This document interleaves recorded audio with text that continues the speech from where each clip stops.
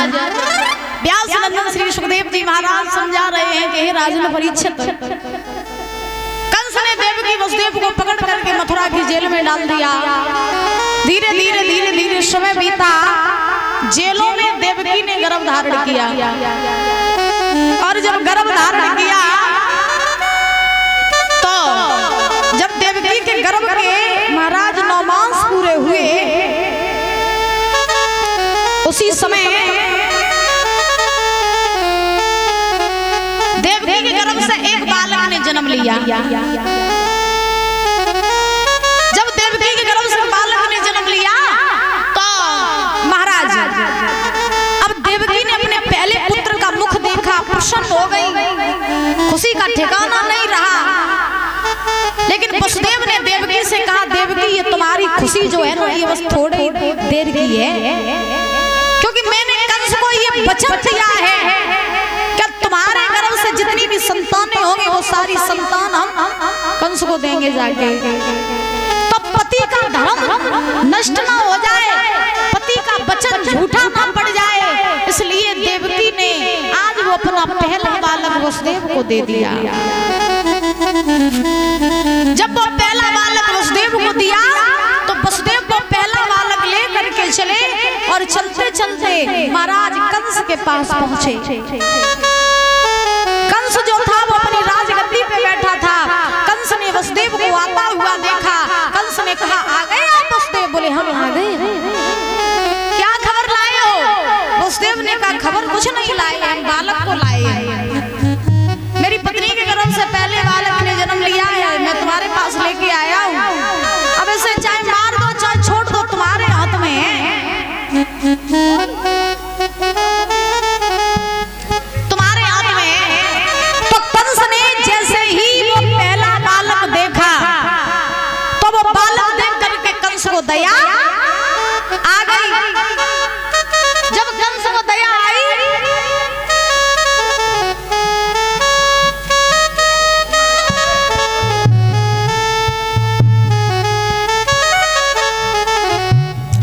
तो जैसे ही कंस को दया आई तो कंस ने वो पहला बालक परीक्षित जी छोड़ दिया। अब जब पहला बालक छोड़ा तो कंस ने जब वो बालक छोड़ा है तो कंस ने वसुदेव जी से कहा कि सुनो वसुदेव जी, आकाशवाणी हुई थी तब मुझसे ये कहा था कि देवकी का 8वां बालक जो होगा वो मेरा काल होगा। ये पहला है तो पहले से मुझे कोई डर नहीं है, तुम ये पहला ले जाओ, जब 8वां जन्म लेवे तब मेरे पास लेके आइयो। वसुदेव वो पहला बालक लेकर के चले देवकी के पास पहुंचे और जैसे ही देवकी के पास पहुंचे देवकी ने देखा मेरे भैया ने मेरा पहला बालक छोड़ दो, तो देवकी बड़ी प्रसन्न हो गई। इधर नारद जी ने देखा, नारद किसे कहते हैं? जिनकी बात कोई रद्द ना कर सके वही नारद। नारद जी ने देखा कि कंस को दया आ रही है और कंस को अगर ऐसे ही दया आती रही तो भगवान को आने में देरी हो जाएगी। नारद जी ने हाथ में बीड़ा लिया और नारायण नारायण का जाप करते हुए नारद जी चले हैं। कैसे जा रहे हैं? श्रीमन नारायण और नारायण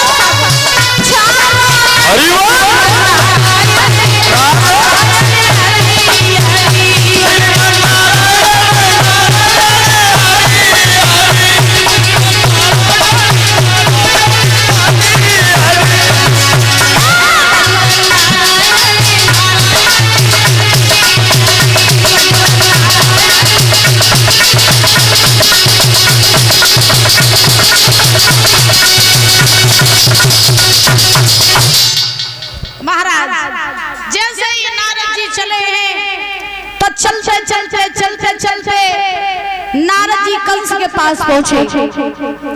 कंस ने नारद जी को आता हुआ देखा, सुंदर सा आसन लगा दिया, नारद जी को बैठा लिया।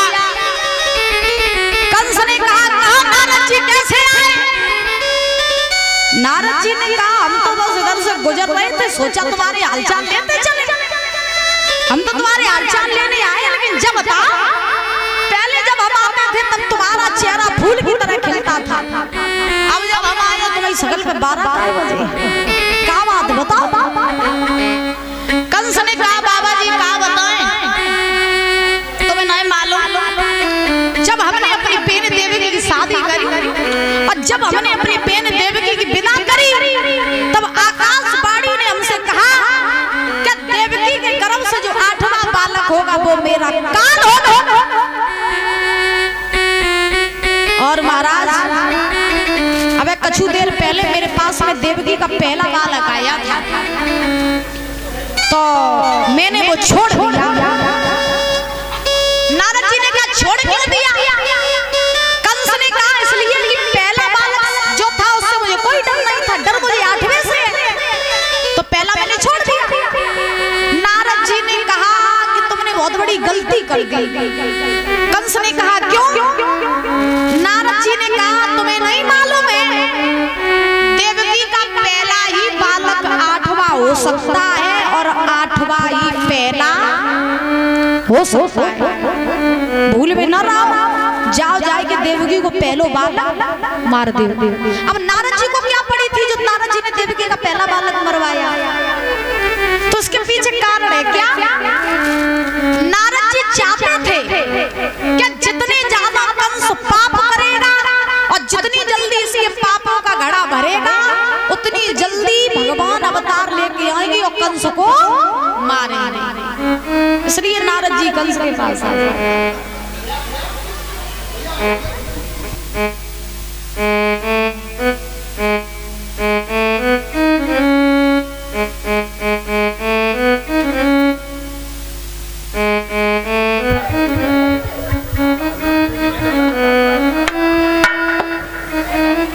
बोली बोल के बिहारी लाल की, बोली राधा रानी सरकार की जय जय श्री राधेश्याम।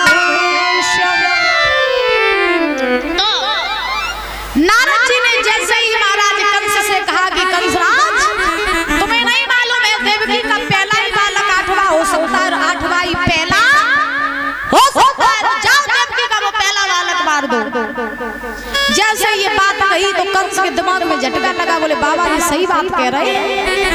कंस वहां से चला। कंस जैसे ही पहुंचा देवकी के पास तो मैया देवकी जो थी अपने पुत्र को महाराज गोद में लिए लाड़ लड़ा रही थी, अपने पुत्र का दुलार कर रही थी। और जब दुलार कर रही थी तो जैसे ही कंस को आता हुआ देखा, देवकी ने कहा भैया तेरा बहुत बहुत आभार जो तूने आज मेरे पहले बालक को छोड़ दिया। भैया हम तो ये जानते थे कि तू बहुत बड़ा निर्दयी है, लेकिन आज तूने मेरे बालक को छोड़ करके मेरे ऊपर बहुत बड़ा एहसान कर दिया। भैया ये एहसान तेरा हम जिंदगी भर नहीं भूलेंगे। कंस ने कहा हमने कोई एहसान नहीं किया, ये बालक मुझे दे दे, बालक मुझे दे। देवकी ने कहा अभी तो तुम्हारे पास से ही आया है, अब तुम्हें क्यों चाहिए बालक? कंस ने कहा मुझे मारना है इसको। देवकी ने कहा भैया आपने छोड़ दिया फिर मारने क्यों आए हो? बस कंस ने कहा सुन, पता नहीं तेरा कौन सा बालक 8वां हो जाएगा, फिर वो मुझे मार दे, तेरे इस बालक को मार देंगे।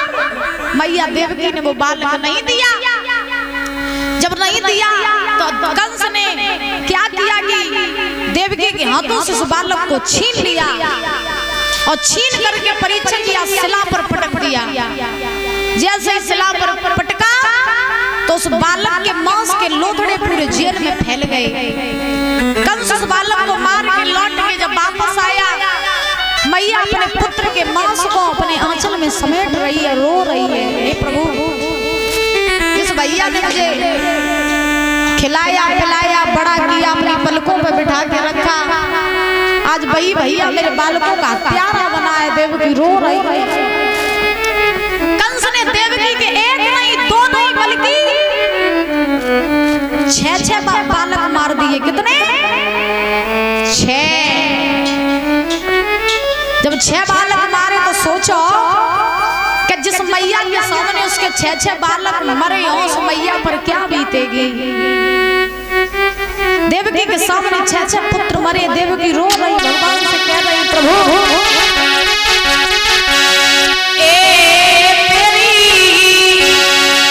और अब विपदा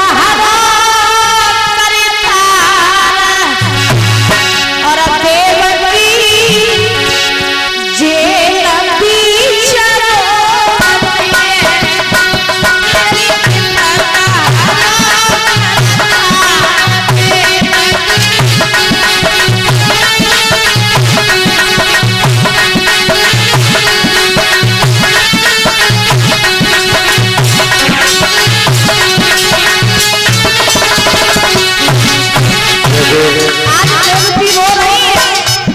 भगवान से प्रार्थना कर रही है, नाथ मेरे भैया ने मेरे 6 पुत्र मार दिए, आपके सिवा हमारा कोई नहीं।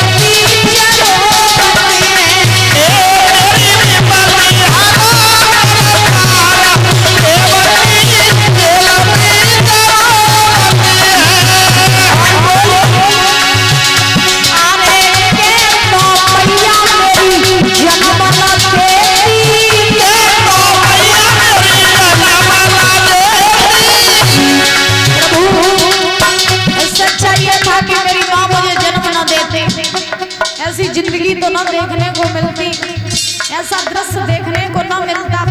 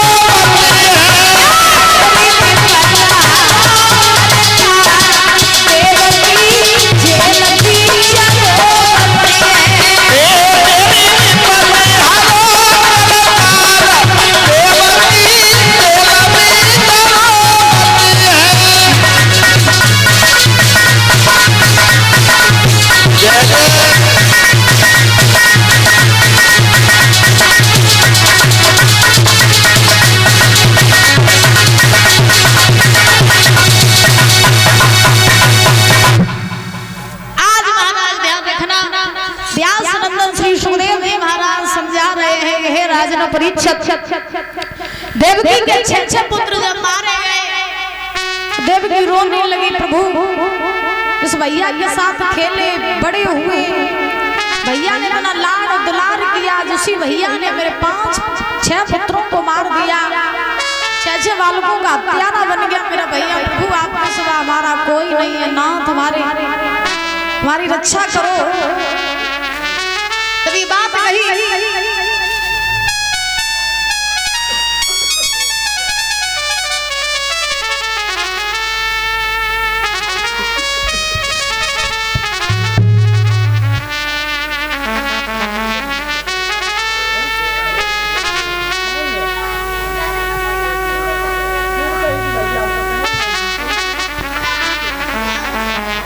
बोली बोल के बिहारी लाल की, बोली राधा रानी सरकार की, जय जय श्री राधे श्याम।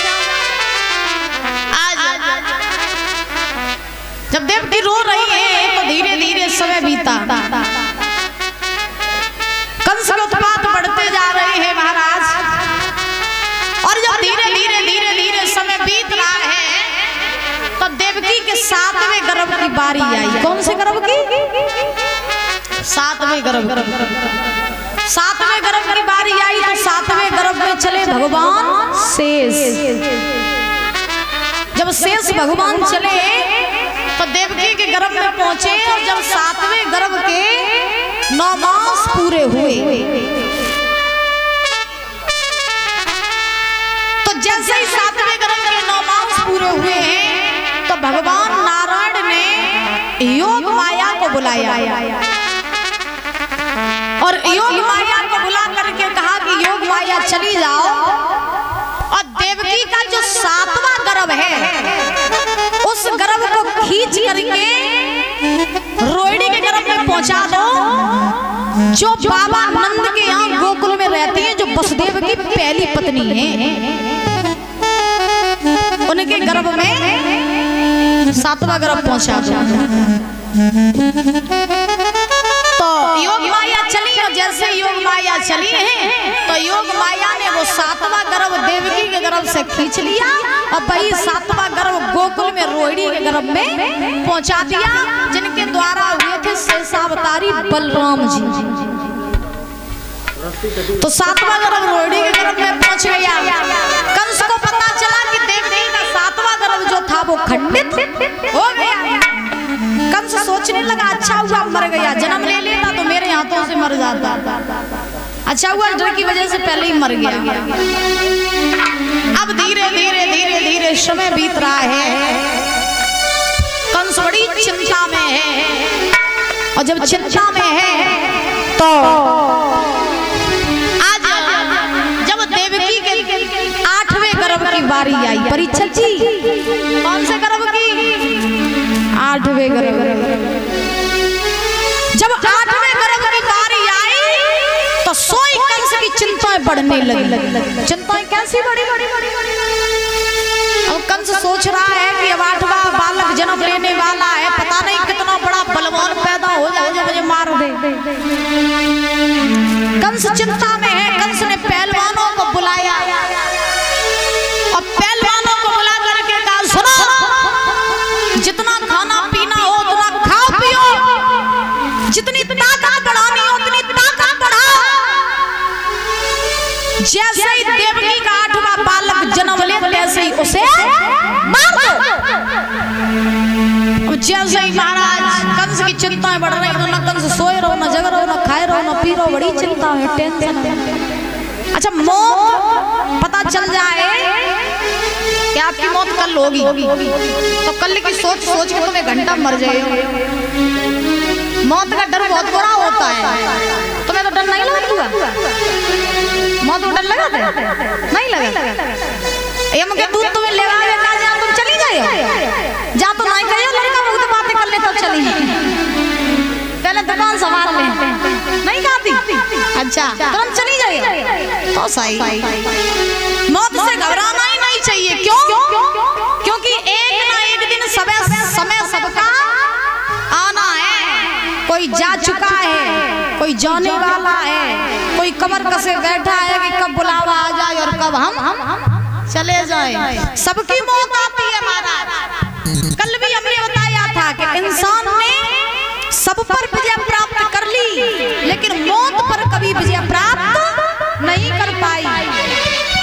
जिस दिन बुलावा आ उस दिन कितना भी कहना कि लड़का बहुत बात कर ले और इन्हें समझा बुझाए देवे तो के बाद चलियो बे नहीं महाराज इंतजार करिए हमके दूत जगह चलो रुकी नहीं तुम्हारे नहीं और शरीर हमारा किराए का है जब तक इसमें आत्मा है तब तक ये शरीर है और आत्मा निकली तो लोग क्या कहते हैं मिट्टी कहते हैं कि नहीं एक ना एक ये शरीर छोड़ के हमें जरूर जाना पड़ेगा क्योंकि विद्वान कहते हैं